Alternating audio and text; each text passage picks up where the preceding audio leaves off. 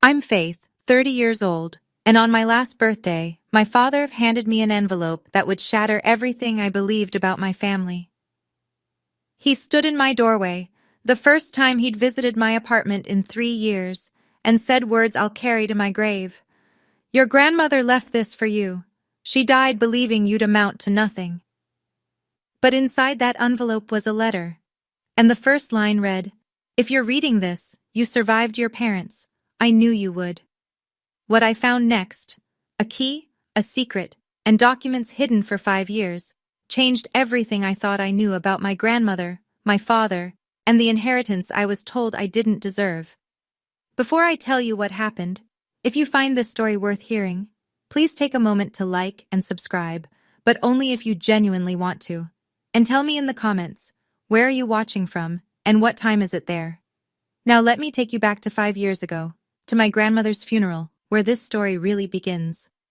The funeral home smelled like lilies and money.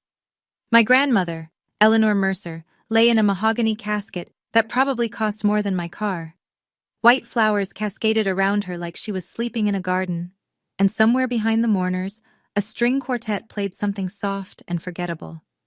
My father, Richard Mercer, stood at the center of the room, not grieving, receiving. He shook hands with business partners, accepted condolences with practiced solemnity, his Rolex catching the chandelier light every time he reached out to clasp someone's shoulder. Thank you for coming. Mother would have appreciated it. I watched from the corner, invisible. My stepmother Victoria floated through the crowd in a black Chanel dress, playing the role of dutiful daughter-in-law.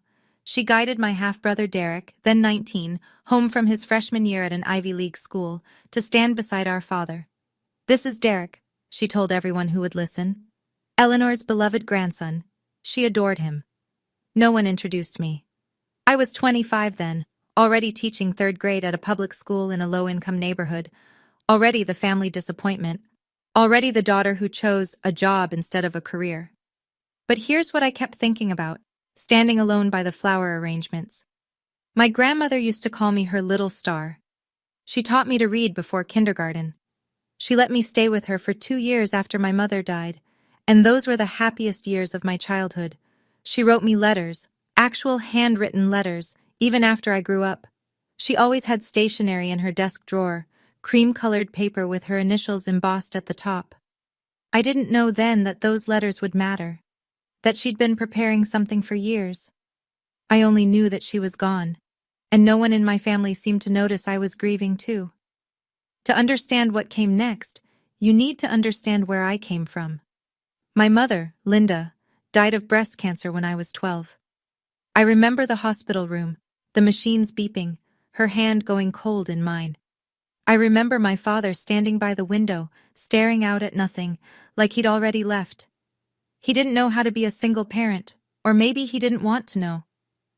2 weeks after the funeral, he drove me to my grandmother's house in Vermont, a beautiful old colonial with a wraparound porch and a garden full of roses, and said he needed time to process. That time lasted 2 years. Those 2 years with Grandma Eleanor were everything. She made me pancakes shaped like stars. She read me Anne of Green Gables out loud, doing all the voices. She told me stories about my mother as a little girl, stories my father never shared because talking about Mom made him uncomfortable. Your mother was brave, Grandma told me once, tucking me into bed in the room that had been Mom's. And you're brave too, Faith. Don't let anyone tell you otherwise. When I was 14, my father remarried. Victoria was elegant, polished, and 10 years younger than him. She wanted me home, she said, wanted to be a real family. So I moved back into my father's new house, a 5-bedroom colonial in the suburbs. My room was the smallest one, tucked next to the garage, far from the master suite. A year later, Derek was born. And just like that, I became invisible. I didn't realize it then, but those 2 years with my grandmother weren't just happy memories. She was already planning something, already worried about what her son might become. By the time I graduated college with a degree in elementary education, my father had stopped pretending to be interested in my life. He didn't come to my graduation. Client meeting, he said. You understand. I understood perfectly. Derek, meanwhile, got a party when he was accepted to university. 50 guests, catered. My father gave a toast about the future of the Mercer name.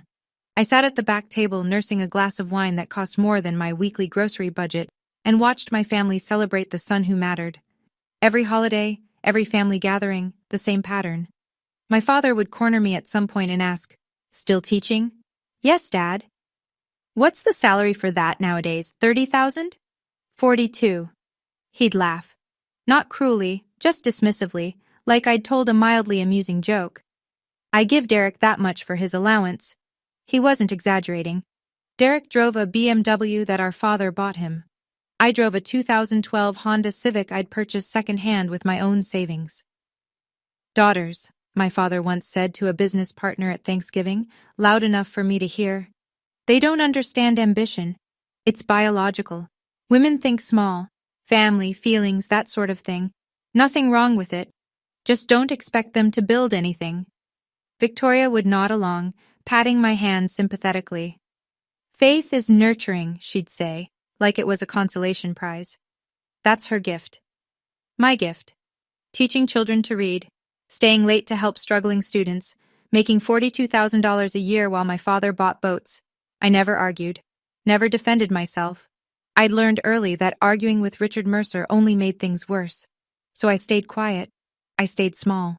And I believed, for a very long time, that my grandmother had been disappointed in me too. 2 weeks after the funeral, we gathered for the reading of my grandmother's will. The law office was downtown, all dark wood and leather chairs. My father sat at the head of the table like he owned the place. Victoria was on his right, Derek on his left. I sat at the far end, near the door. The attorney, not someone I recognized, a younger man who kept glancing at my father nervously, cleared his throat and began reading. I don't remember most of it. Legal language, property descriptions, charitable donations. What I remember is this. To my son, Richard Mercer, I leave 90% of my estate, to be managed and distributed among family members at his discretion. My father nodded, unsurprised. To my granddaughter, Faith Mercer, I leave the sum of $10,000 to be used toward the purchase of a reliable vehicle. $10,000. Enough for a used car. That was it. Victoria reached over and squeezed my hand. "That's sweet," she whispered. "She wanted you to be safe on the road." I nodded, unable to speak. Derek didn't even look at me. He was already asking our father about investment strategies for his portion. And my father smiled. Not a happy smile, a satisfied one. "Mother always knew what people deserved," he said. I signed where they told me to sign. I shook hands with the attorney. I walked out of that office believing that my grandmother, the woman who called me her little star, had looked at my life and found it wanting. But something nagged at me. The attorney, he'd hesitated before reading certain sections. His eyes had flickered to my father, then away. I didn't think much of it at the time. I should have. 5 years passed. I kept teaching. I moved into a studio apartment, 400 square feet of independence that I could actually afford. I stopped going to most family gatherings. Nobody seemed to notice. Then came my 30th birthday. I'd bought myself a small cake from the bakery down the street. Chocolate with raspberry filling, my favorite. I was sitting alone at my tiny kitchen table, a single candle lit, when the doorbell rang. I wasn't expecting anyone. When I opened the door, my father was standing there. First time he'd visited in 3 years. He was wearing a cashmere coat that probably cost more than my rent, and he was holding a yellowed envelope. "Found this in Mother's things," he said, not bothering with hello. "Must have gotten mixed in with some old papers. Figured you'd want it." He held it out. I took it. "Don't get your hopes up," he added, already turning to leave. "She wrote it before she died, probably some sentimental nonsense." He paused at the top of my stairs. "She died believing you'd amount to nothing, you know. Told me herself. Said she worried about you." Then he was gone. I stood in my doorway, holding the envelope, my birthday cake melting behind me. The paper was old, slightly brittle, my grandmother's handwriting on the front. For Faith, to be delivered on her 30th birthday. My father hadn't opened it. The seal was still intact, that old-fashioned wax seal my grandmother used, with her initials pressed into it. Slowly, I walked back inside, sat down at my table, and opened the envelope. Inside was a letter, folded around a small brass key. The letter began, "My dearest Faith, if you're reading this, it means you survived your parents. I knew you would." My hands were shaking so badly I could barely hold the paper. I read the words again. "If you're reading this, it means you survived your parents. Not your father, parents, plural. Like my grandmother knew exactly what kind of household I'd grown up in." I kept reading. "My sweet girl, I need you to understand something. I have never, not for one single day, believed you were anything less than extraordinary. If your father told you otherwise, he was lying. He lies about many things. It's a habit he learned from his father, and one I failed to break." Tears were streaming down my face now. 5 years of believing she'd given up on me. 5 years of carrying that shame. The key enclosed opens a safe deposit box at First National Bank, downtown branch. Box number 1247. "I have named you as the sole authorized person. Not your father, not his wife, not his son. Only you. Inside that box, you will find everything they tried to hide from you. Documents, proof, your inheritance, the real one, not the scraps Richard wanted you to have." I set the letter down, picked it up again. "Read that paragraph 3 more times. Your inheritance, the real one." "I didn't leave these things with my regular attorney," the letter continued. "Richard would have found them. I left them where only you could reach them, when you were old enough to know what to do. There is also a card in the box for Margaret Holloway.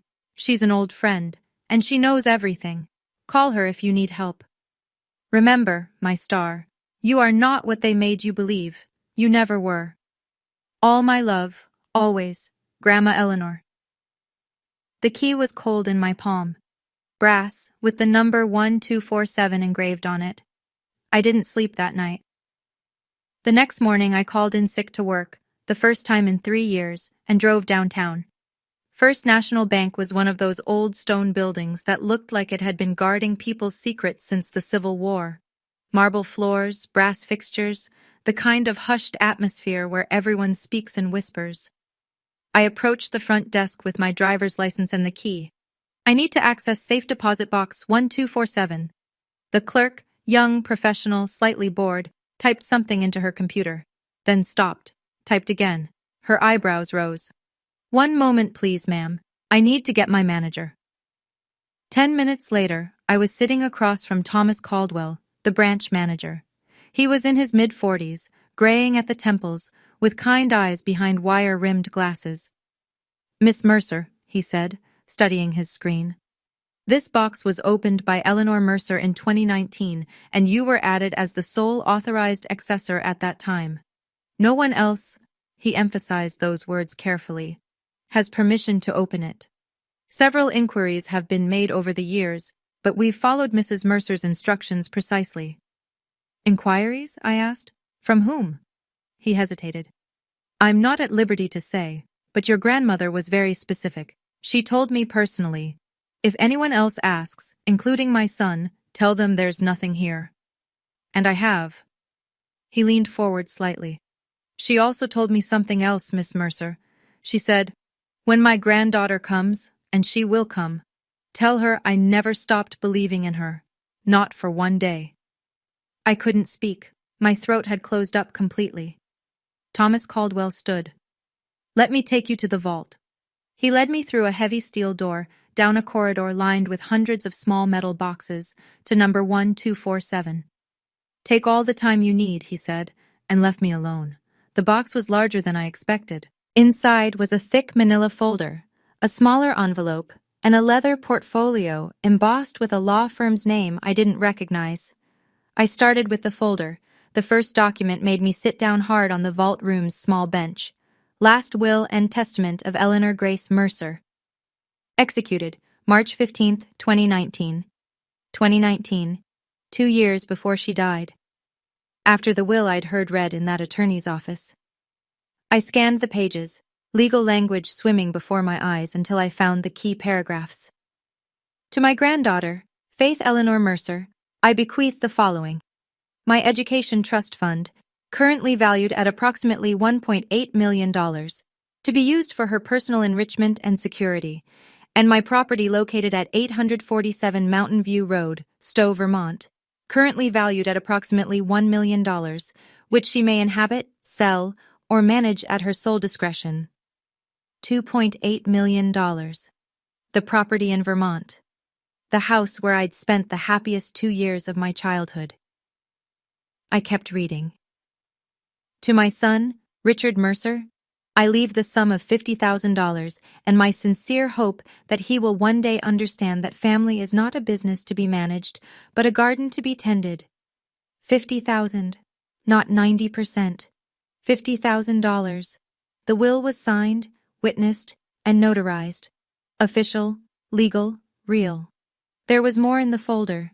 Bank statements showing the trust fund balance.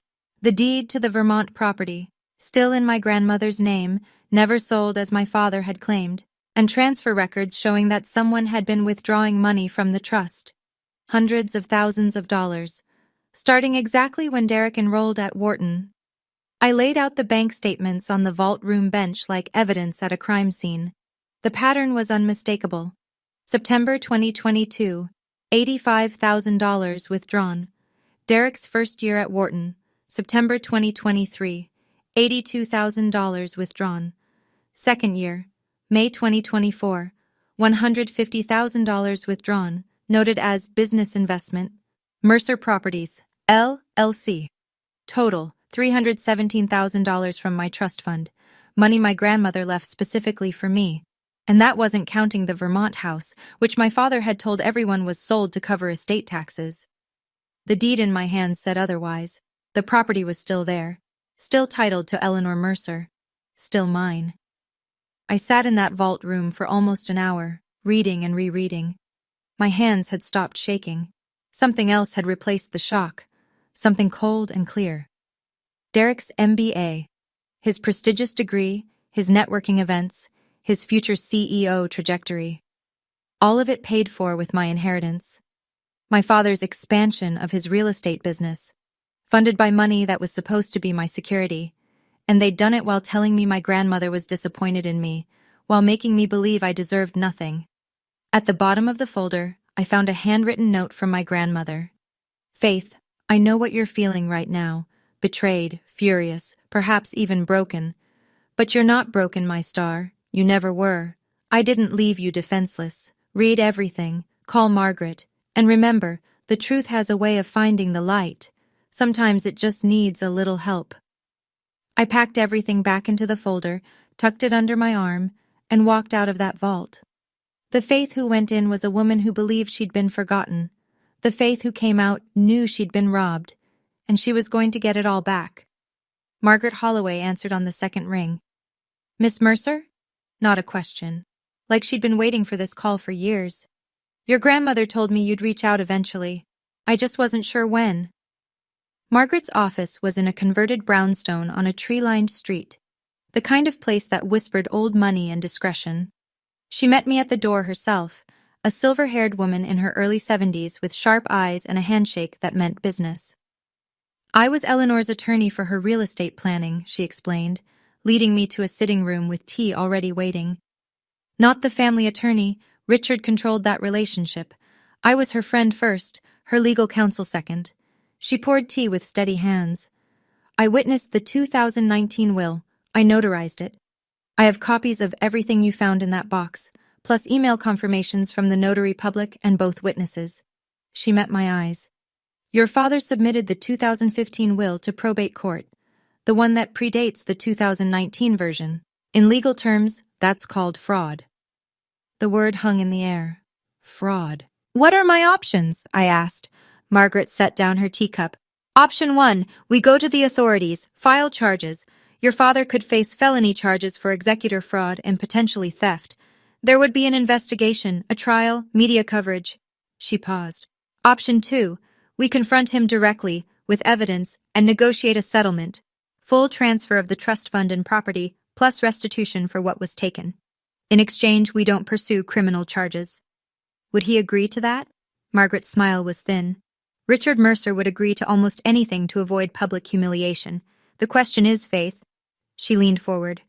Do you want this handled quietly? Or do you want him to face consequences where it hurts most? I thought about it for a long time. Part of me wanted to watch my father get led away in handcuffs, wanted the world to see who he really was, wanted Derek to understand that his shiny MBA came with a price tag paid in his sister's stolen inheritance.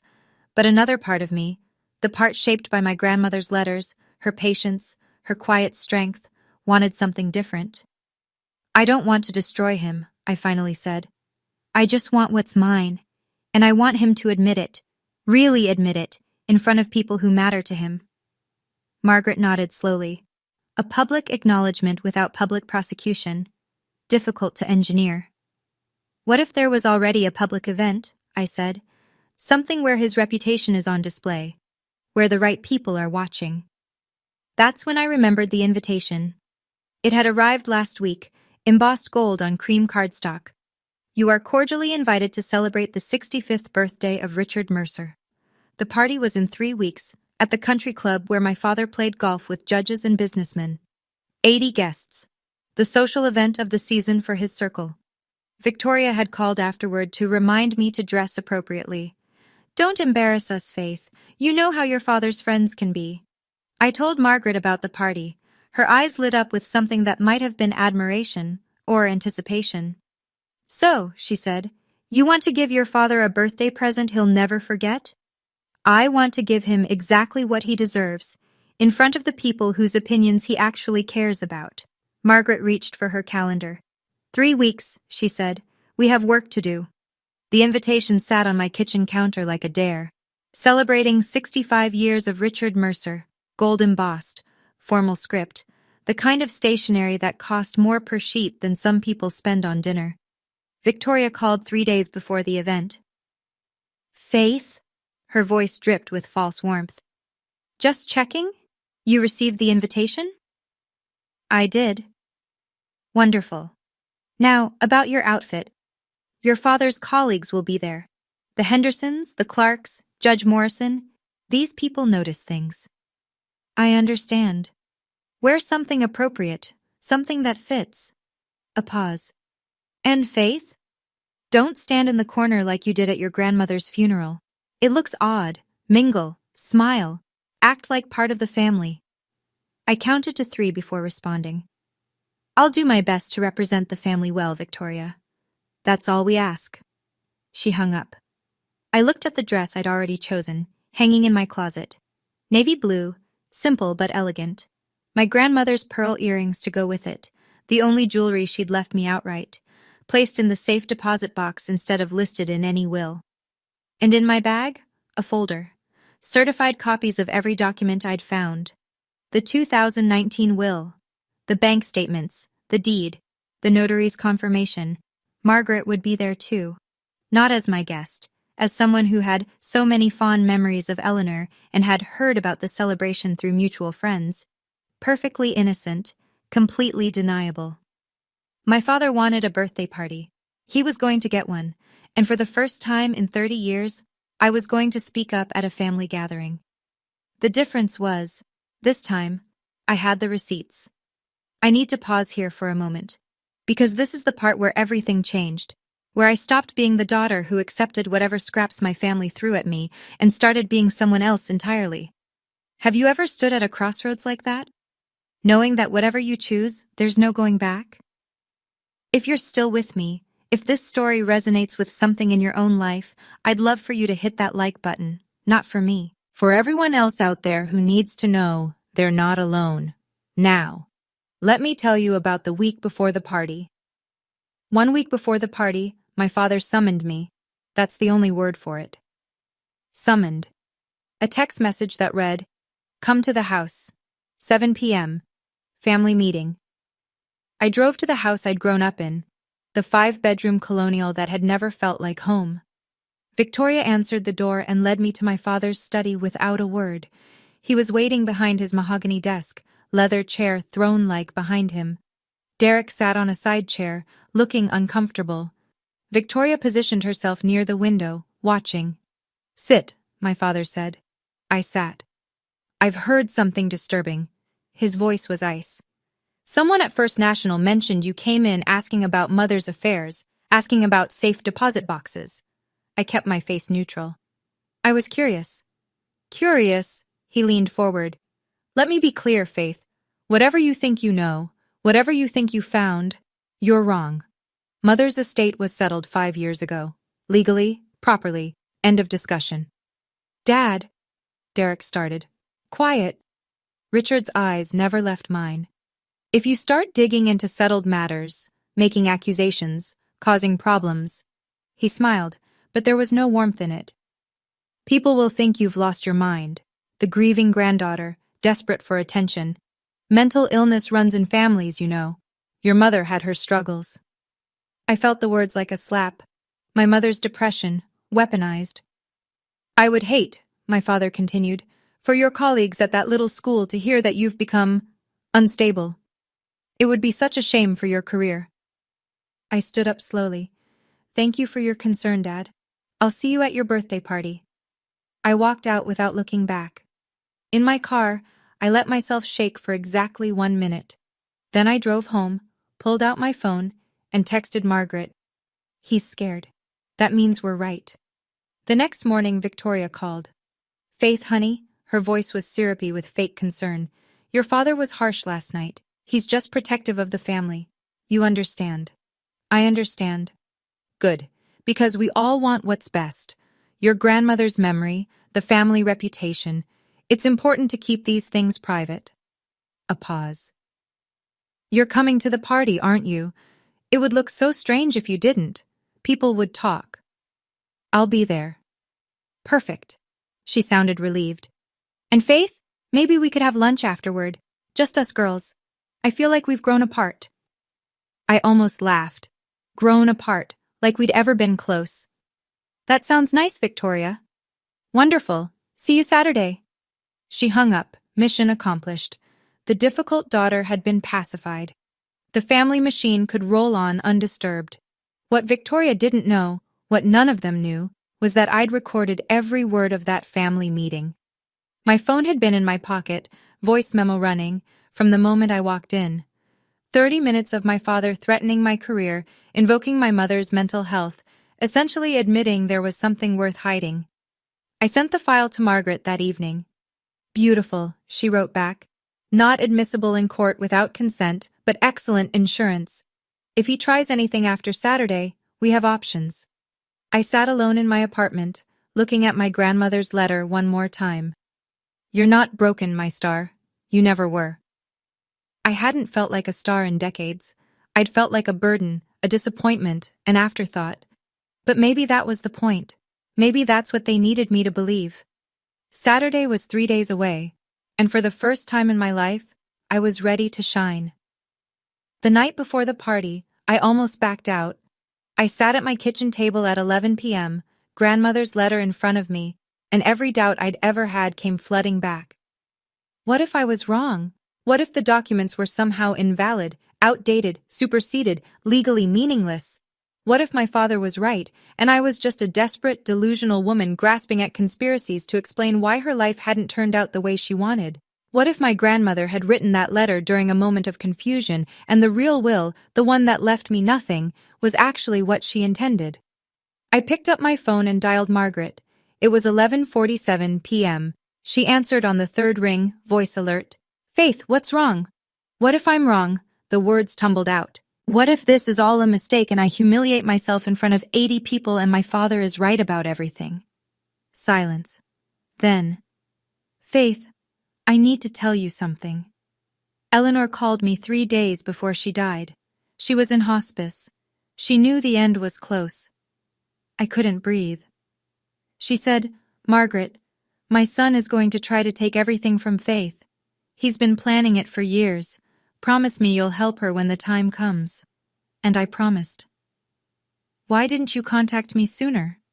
Because Eleanor asked me not to. She said you needed to find your own strength first. You needed to be ready. Margaret's voice softened. You're ready now, Faith. I've seen the documents. I witnessed that will myself. You're not delusional. You're not wrong. Your grandmother believed in you until her very last breath. I was crying. Not sad tears, release tears. The kind that come when something heavy finally lifts. I'll see you tomorrow, I said. Yes, Margaret replied. You will. The morning of my father's birthday, I arrived at Margaret's office at 9 a.m. She had everything laid out on her conference table. Certified copies of the 2019 will, the bank statements, the property deed, notarized affidavits from the witnesses, email confirmation from the notary public. Here's the strategy, she said, straightening her reading glasses. We wait for the toast. Your father will give a speech, he always does, and he'll almost certainly mention your grandmother. When he finishes, you ask to say a few words. He won't let me. He won't have a choice, not in front of Judge Morrison and half of his business network. Refusing to let his own daughter speak at his birthday party would look petty. She smiled thinly. Richard cares about appearances above all else. Use that. We practiced. What I would say, how I would say it, when to present the documents. Don't raise your voice, Margaret coached. Don't cry. Don't accuse present. Let the papers speak. Let the numbers tell the story. At noon, she handed me a slim leather folder. Everything you need, and Faith, she gripped my shoulder. If Richard tries to have you removed, I'll be there. The notary will be there. I invited her as my +1. The witnesses to your grandmother's will, both attending. You're not alone. I stared at her. How did you manage that? Your grandmother had friends, Faith. Real friends. People who knew what Richard was capable of and were waiting for the day someone finally called him on it. Her eyes were fierce. Eleanor planned this. All of it. She just needed you to be brave enough to see it through. I tucked the folder into my bag. I was ready. The Westbrook Country Club looked like something out of a magazine spread. Crystal chandeliers cast warm light over white-clothed tables. A jazz quartet played softly near the bar. Through the floor-to-ceiling windows, the golf course stretched green and perfect into the evening mist. 80 guests milled about with champagne flutes, their designer clothes and easy laughter marking them as people who'd never worried about a bill in their lives. My father stood at the center of it all, accepting birthday wishes like a king receiving tribute. His Hermes tie was perfectly knotted. His smile was perfectly calibrated. Every inch the successful self-made man. Built everything from nothing, I heard him tell a cluster of admirers. No handouts, no help, just hard work and vision. I found a spot near the edge of the room. Margaret had already arrived, seated at a table with 2 women I didn't recognize. The witnesses to my grandmother's will, I realized. The notary was there too, a small woman in her 60s with a calm, observant face. Derek spotted me and waved half-heartedly. Victoria glided over, Chanel suit immaculate, Cartier bracelet glinting. Faith, you came. Her tone suggested she'd half-hoped I wouldn't. You look nice. Thank you, Victoria. Your father's about to give his toast. Try to look supportive. She swept away. I watched my father take the microphone from the band leader, tapping it twice to get everyone's attention. The room quieted. 65 years, he began, voice warm with practiced charm. 65 years of building, growing, and, yes, making a few mistakes along the way. Polite laughter. My hand drifted to the folder in my bag. Let him finish, Margaret had said.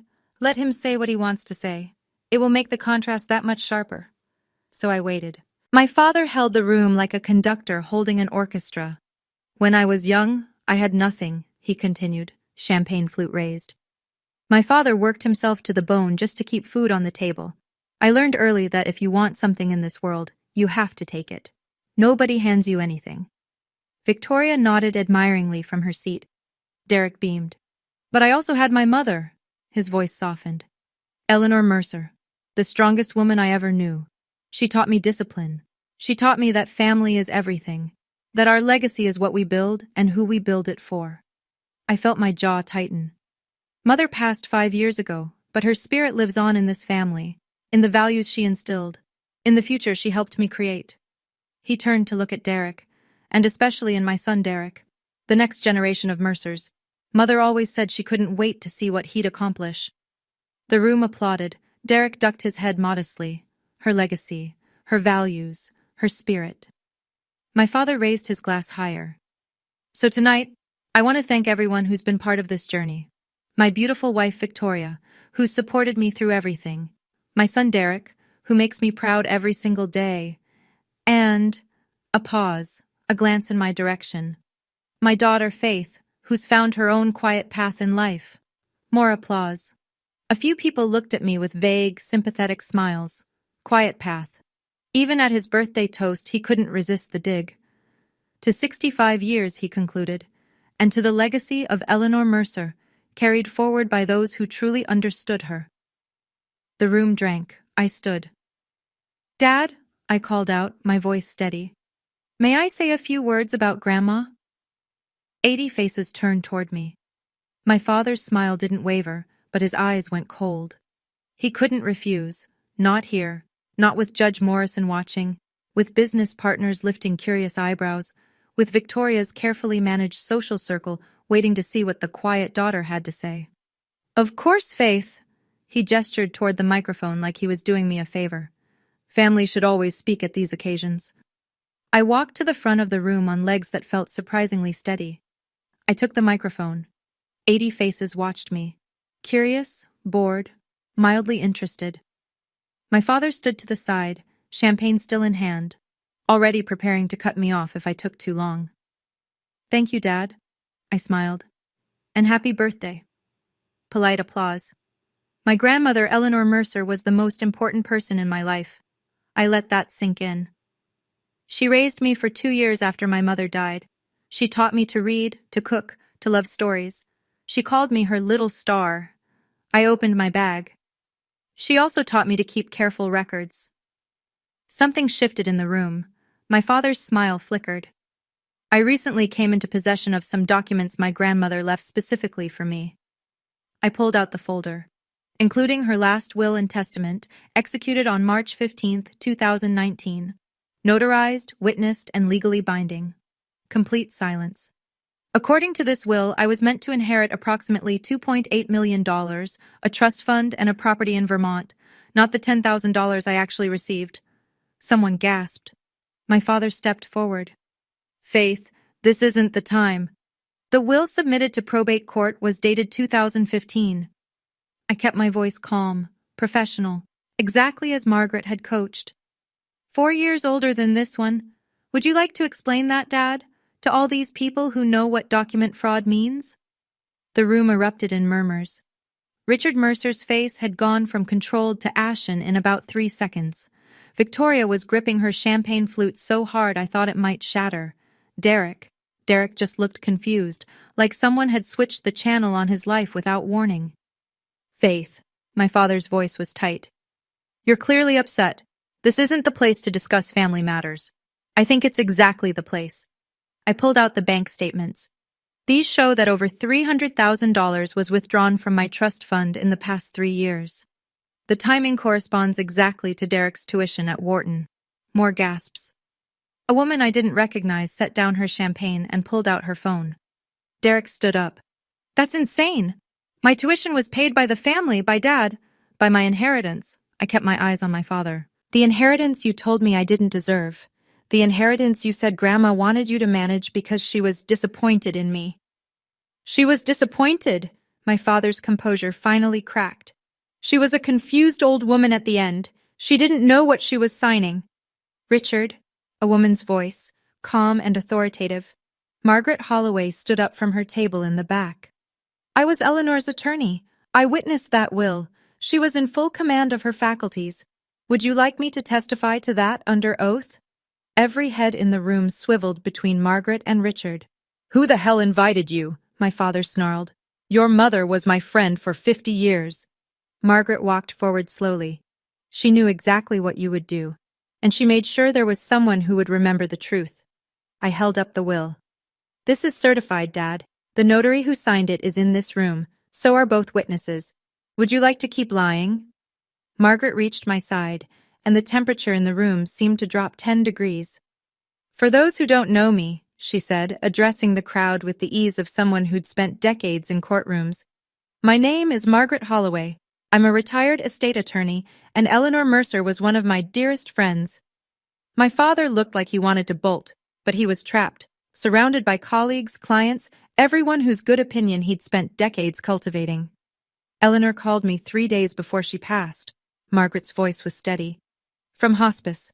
She was tired and in pain, but her mind was sharp.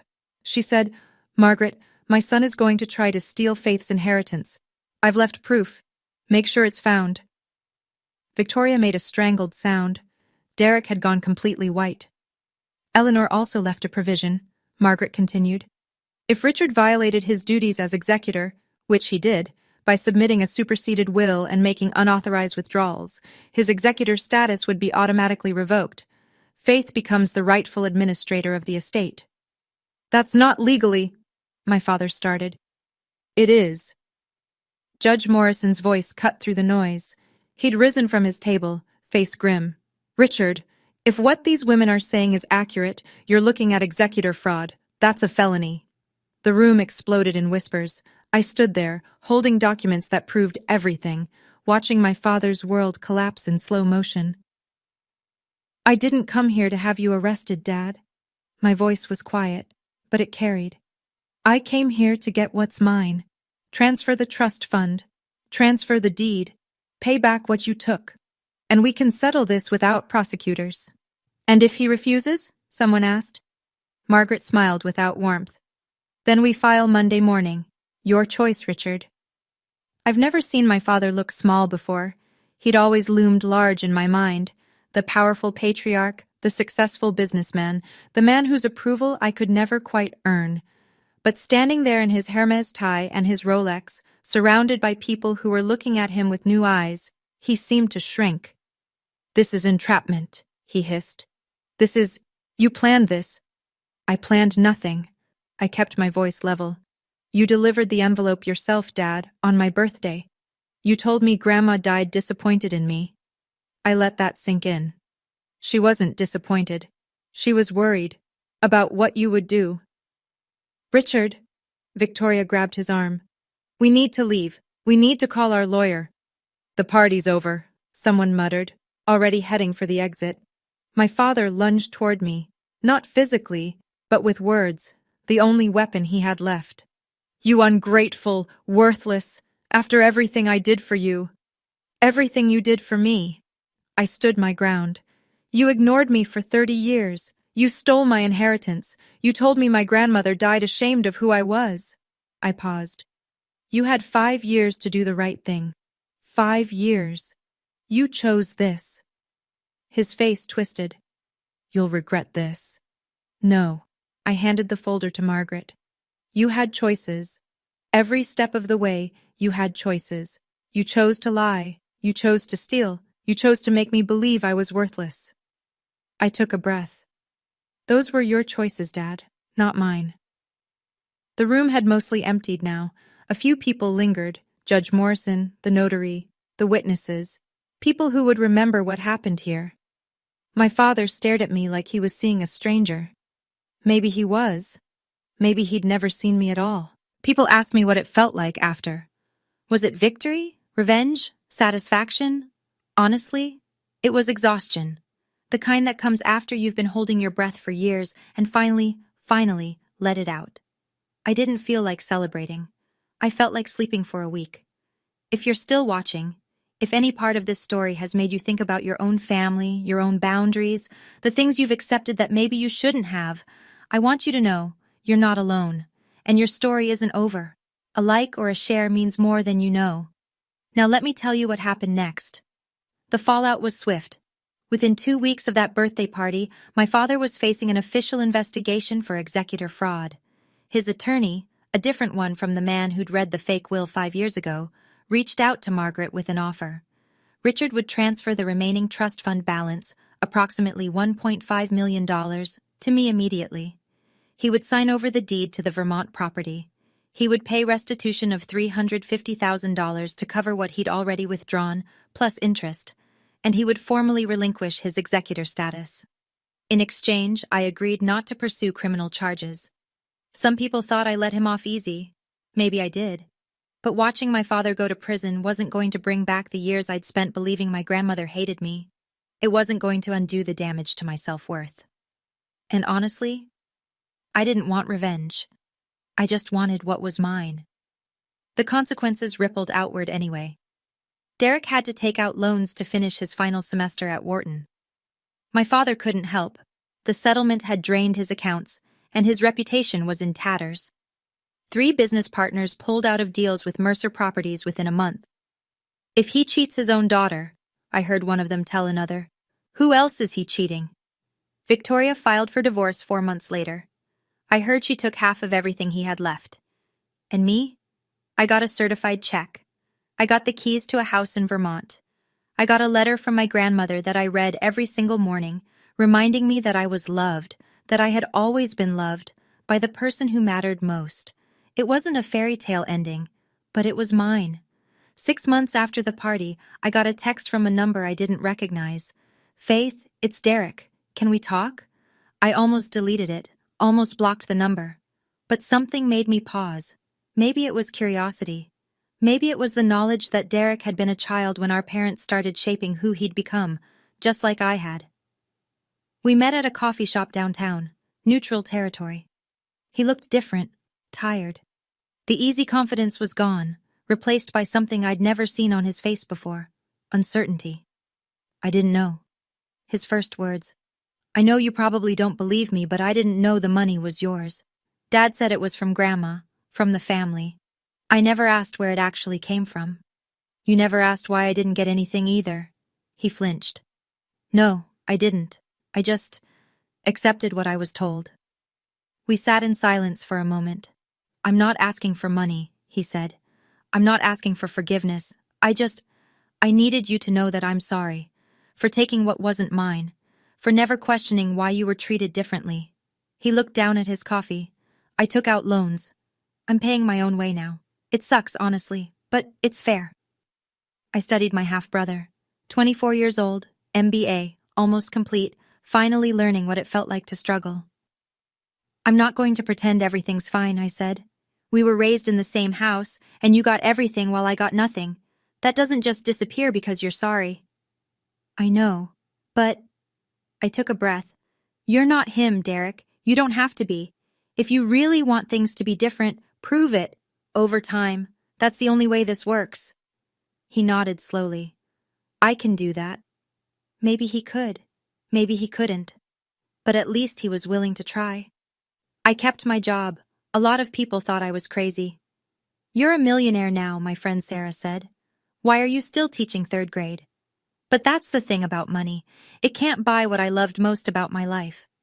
The moment a kid finally sounds out a difficult word, the light in their eyes when a math problem suddenly makes sense, the drawings they make for me that I keep in a folder at home, years and years of stick figures and best teacher hearts. My grandmother understood that. She left me the money because she wanted me to have choices, not because she thought I was making wrong ones. So I stayed. I teach at the same school, the same kids who need someone who believes in them. But now, I do it without the constant stress of living paycheck to paycheck. I do it knowing that if I want to take a summer to travel or need time off for my health, I can. I used part of the trust to set up a scholarship fund, the Eleanor Mercer Education Fund. Every year, it helps 3 kids from my school's district afford college. Kids who remind me of who I used to be. Kids whose families tell them they'll never amount to anything. The Vermont house I kept. I go there every summer now, and some weekends when I need to remember what it felt like to be loved unconditionally.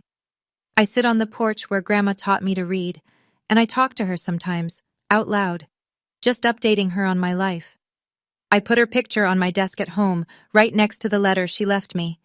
She believed in me when no one else did. I carry that with me every single day. I don't talk to my father anymore. After the settlement, he sent exactly one message, through his lawyer, of course. It said I had torn the family apart, and that he hoped I was satisfied with the destruction I'd caused. I didn't respond.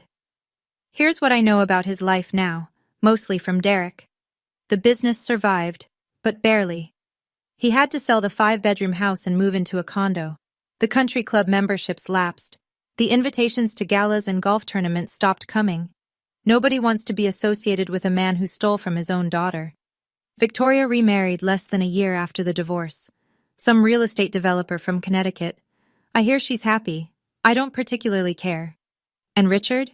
He's still alive, still working, still I'm sure telling himself that he did nothing wrong and his daughter is the villain of this story.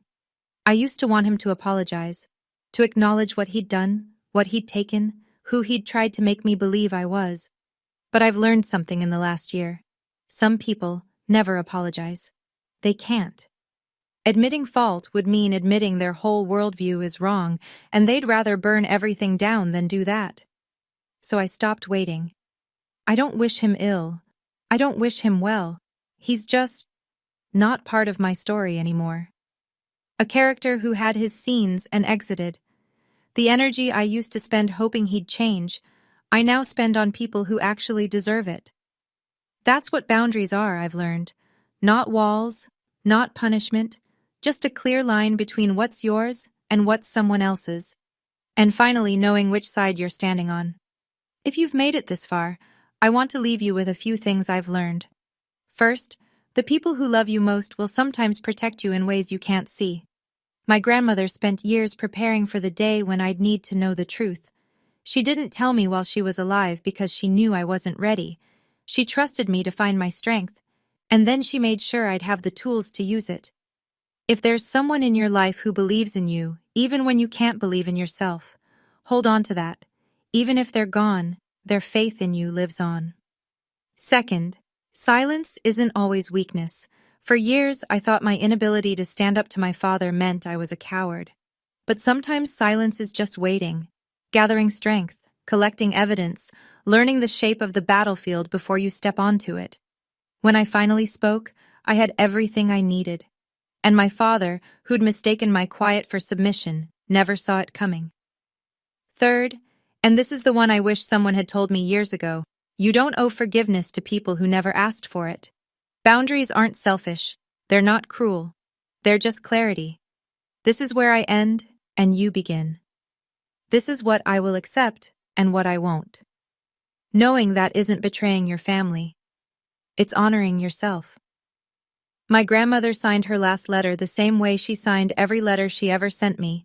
All my love, always. For 30 years, I doubted those words. Thought maybe the love came with conditions I'd failed to meet. Now I know better. Her love was never conditional. The only people who made me think it was were the ones who'd stolen from me. That's my story. A key in an envelope, a letter in a vault, a truth that couldn't stay buried. If any part of this resonated with you, if you've ever felt overlooked, undervalued, or made to believe you were less than you are, I want you to know you're not. And you don't have to stay in that story. In the description, there are more stories like this one. People who found their voices. People who stopped accepting less than they deserved. Watch them if you want. And if you know someone who needs to hear this today, share it. I'm Faith Mercer. And I survived my parents.